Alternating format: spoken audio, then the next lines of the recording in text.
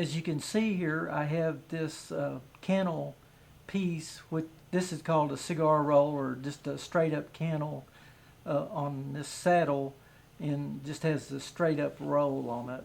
And I've got my holes marked here, and you'll notice I have number 8 saddle tacks in each little stitch hole right here to hold that in place. When I put that on there, it was wet. I stretched it on there the best I could and shaped it up. And you'll notice that I have some puckers in the back. Those will actually be trimmed off after this piece is stitched. Now I have the saddle tree positioned up on my workbench where I can easily punch the holes and do my hand stitching. Got a nail up here and a leather strap around the horn, and comes back here, and I've got ways of adjusting this. As I sew this, I'll need to actually raise it up a little bit so I can make those adjustments as I go. So now I'd like to share with you the size needles I use, and the hand sewing awl, and the thread that I like to use. I'll use the saddle here as my backdrop on this. The thread I like is a polyester thread. It's 1 millimeter. It's a natural color. It's a braided polyester. And this is the finest thread I've ever found. Actually, I really like it. It's smooth, pulls down tight, and makes a real good looking hand sewn stitch. I really recommend that particular brand of thread. And as far as the needles, I like nickel plated harness needles, and these are from the C.S. Osborne Company, and they're in number 517, and they come in 25 packs. The length is an aught length, and I'll show you one of those needles here. It has a large eye in it, and the thread fits in it very nicely. And while I'm at it, I'll just show you how I thread my needle. I've cut a piece of the polyester hand sewing thread. It's 12 foot in length, so folded in half it'll be 6 foot. But what I do here is I pull that out just a little bit, and then I take this needle and run it back through the thread, just like that. 2, sometimes 3 times. This time I'm just doing it 2, and then I'll pull a little bit of that slack out there, and then pull that back, and then see the needle will stay put on the end of the thread there. So I'll put my needles on both ends of the thread, and I'm fixing to get started hand sewing. The Awl Haft that I use is made by C.S. Osborne. Here's a brand new one in a package. That's kind of what it looks like in a new package. And this is the one I've been using for a while now.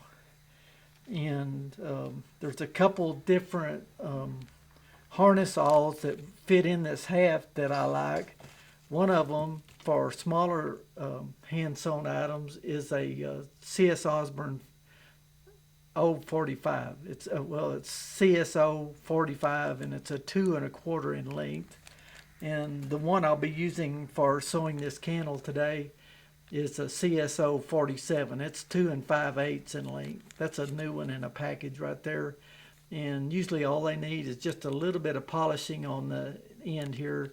And if it needs sharpening there, I use a India stone, and then go to a black hard Arkansas stone to get that tip real sharp. Now I'm going to pull out some of these 8-ounce saddle tacks here, probably about, well, the first 5 I've got tacked in there. I'll pull those out, and that's about all I'll pull out. And it's handy to keep, I've got this, this is a C.S. Osborne, no I don't think it is, it's a USM hammer that I've used for over 30 years. It's one of my favorites. It's got a short handle on it. And you get used to using certain tools, and you always go to them. So tap that down just a little bit, and I'll start in at the first hole I've got marked here. What I've done is come in here with my 6-inch CS Osborne dividers, and I've marked little stitch marks right there, like that, all the way across. And then now I'm going to set in here at the base. This is on the on side of the saddle, and I'm going to start with my first stitch. And what I do is I kind of get it started, and then I visualize here at the back on the real light line that I've got scribed where I want this to come out at. And that's what I'm going to do right now. See, as I'm pushing, it takes a lot of effort to kind of get started here, and then you build your strength up as you go. But you work that awl just a little bit and push in, and that's how you're able to punch a hole through 6 different layers, or 5 different layers, sometimes 6, but this is 5. It's this cantle piece, 1, 2, this piece, and then there's a middle piece and then a back piece on this cantle here, so that makes 5 layers. I've got that punched all the way through. Now I'll pull that out, and then I'll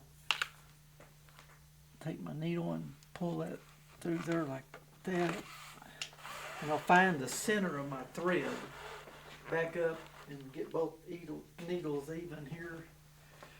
And now it's time to punch the next hole.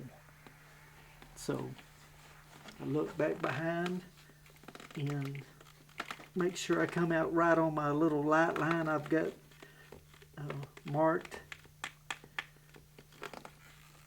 If you miss it just a little bit, just as the tip starts to peek through, you can back up and move over just a little bit, just like I did just right then. But you can see it takes a lot of effort to get those holes poked in there. But after you get going, it seems like you can kind of build your strength, or you know what to expect. Okay, I'm sticking this needle down through here, and then I'm going to pull that out, but I'll use that as a guide to bring that bottom needle up. And a lot of times you can't grip that needle, it's kind of slick or something, so I like to have a pair of needle nose pliers on my bench so I can pull that through. So on this first stitch here, it's important that I have my thread kind of in the center. There's 2 ways you can sew this. The most common way would be just to bring the bottom stitch up and then go right back down with the stitch on the top through the same hole. At the same time, you need to pull some slack out of this and make sure that you don't run your needle through the other thread. That creates a mess sometimes.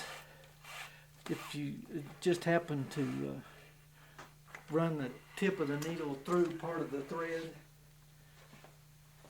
it will kind of snag the thread or ravel it. So what I'm doing right now is making sure I've got the center of my thread and my needles are pretty even.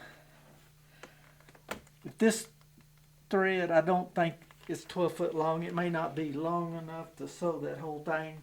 I can come in there and easily stop and then start off with a new thread, probably up in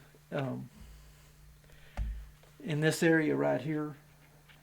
I'll be able to just pull the thread real tight, snip it off, and maybe back up a stitch and then take right off, and you won't even be able to tell where I started and stopped with the new thread.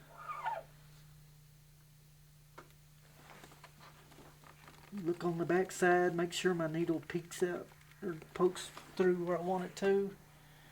It's a little bit low, so I'm going to pull that out, just kind of re-angle that just a little bit.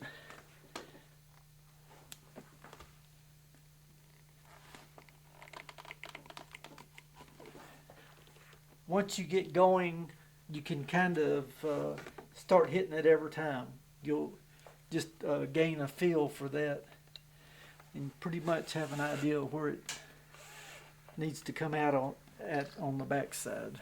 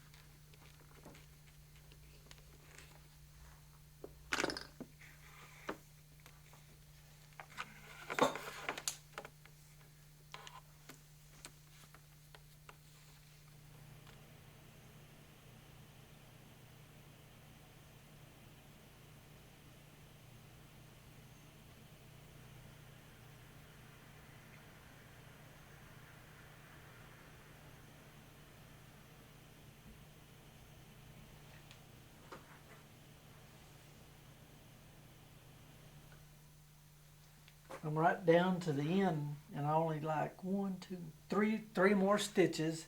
My 12-foot string was long enough to make it all the way around. I'm real pleased with that.